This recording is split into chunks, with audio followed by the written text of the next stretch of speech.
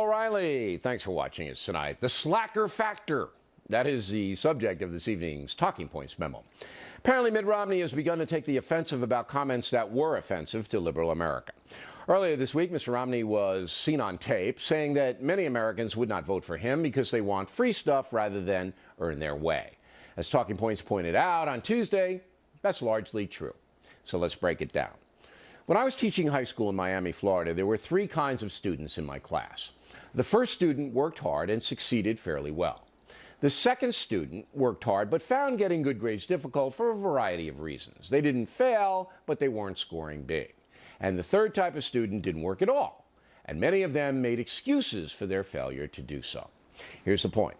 Some of those failing students were outraged that I held them accountable for their laziness. They couldn't believe that I was giving them bad grades. They felt entitled to pass, no matter what they did. Now, that was 40 years ago. Today, the situation is far worse on the entitlement front. We've become a culture that generally excuses bad behavior. We make an excuse for it, unless it's felony-type stuff. While my parents held me accountable for my actions, many parents today let their kids do what they want. So if they don't want to study, they don't have to. That kind of attitude is now flooding the marketplace. And that's what Mitt Romney was talking about, a fairly significant percentage of Americans who believe society owes them stuff, even if they don't even try to succeed. It's impossible to put a percentage on people who think that way, and therein lies Mitt Romney's mistake. 47% of Americans are not slackers, and the governor knows that. So in trying to make his point to a friendly audience, he didn't word the criticism properly. But there is no question that President Obama and the Democratic Party are not very interested in holding people accountable. They are far more interested in giving them stuff in return for votes. And that strategy may succeed. Dennis Miller put it very well last night. I think a lot of people are worried that we're starting to skew over into a place where more people are not going for it than going for it. That is dangerous. And it's dangerous because the successful people cannot carry everybody else. As Margaret Thatcher once said about socialism, there comes a point when you run out of other people's money. And we have. The sad truth is that today millions of Americans are not willing to do what it takes to support themselves. They want the government to provide. They feel it is owed to them. Yes, times are tough. Yes, it's not easy to get a good job. But even in the face of a severe recession, most of us are working hard. Many of us are succeeding, but far too many are not trying hard enough. And that's a memo. Now for the top story tonight. After President Obama was caught on tape saying he supports income redistribution, what we're talking about, that's taking money from the successful and giving it to the less successful. An NBC News correspondent said this.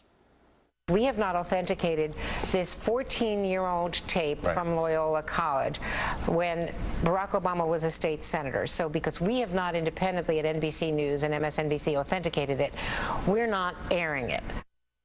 Well, that situation will reverse a short time later, and NBC did run the tape.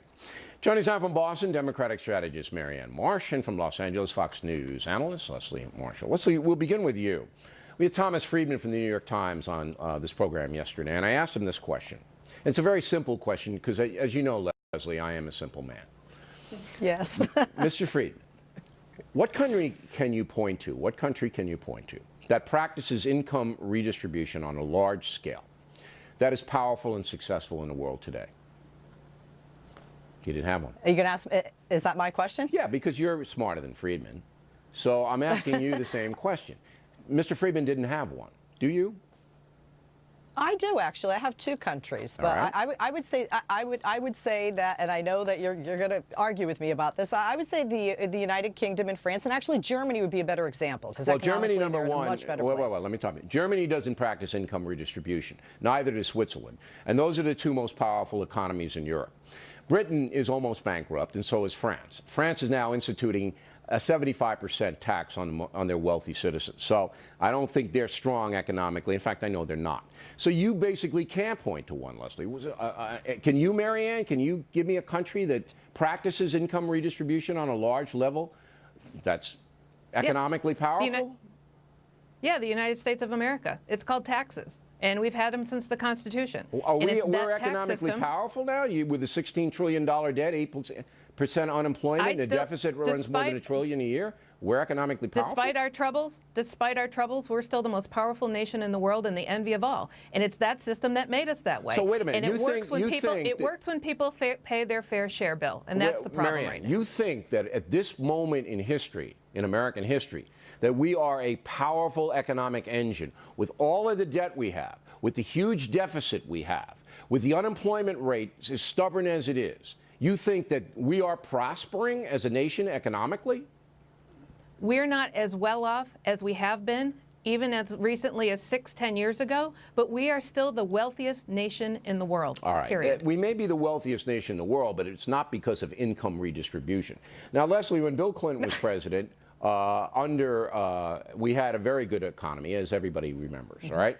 At that point, there were 17 million Americans, Leslie, on food stamps in the Clinton administration, all right? Today, there are 47 million. Let me repeat that. 17 million on food stamps in Clinton, good economy, 47 million under President Obama. Now, that's stat alone, and that's income redistribution. That's basically giving people money to buy food. Here, free money, take it, all right? That can't be a healthy situation, Leslie, can it? It's not because of everyone wanting a handout. I can't disagree. There are some people out there. Well, wait. Seen How do you go from 17 to 47? Wait, Leslie, well, in there are a 15 couple years, reasons how for do you that, go to Bill. 17 to 47? How does that happen? There are a couple of reasons, and one you're going to throw at me. One is population increase, and two is a difference in the economy. We had a healthy economy. We had a healthy economy during Bill Clinton's time. The economy has gone downhill since Not then. in the proportion of entitlement spending. Entitlement spending is way out of whack to the unemployment rate. Way out of whack. And you ladies know it. I mean, look, I'm trying to be fair here, Marianne. I am trying to be fair. Every economic indicator shows that this country is getting deeper and deeper into debt. And the entitlement culture is rising and rising and rising. Don't you see what's happening in Greece? Don't you see what's happening in Spain? That's absolutely going to happen here if this continues, Marianne. It's not. And here's why. What made this country great is when people paid their fair share. There are cheats on both ends of the economic spectrum. And just like there are people on the lower end who are cheating the system, who are on welfare, who shouldn't be, there are very wealthy people in this country who cheat the system by not paying their fair share. You're right, there are cheaters on both sides, but that's pettifogging the issue. Even if President Obama gets his tax rise up to 40% for the wealthy, it's only going to raise $70 billion a year, which isn't going to come close to funding what the president wants to fund. But you have to, Bill, you can't just do that. You have to do cuts. You have to do investments. You have to do what Clinton did. He doesn't want to do cuts. Maybe he will after he buys the election. Yes, he will. All right. Ladies, thanks very much. Directly ahead, Laura Ingraham on Why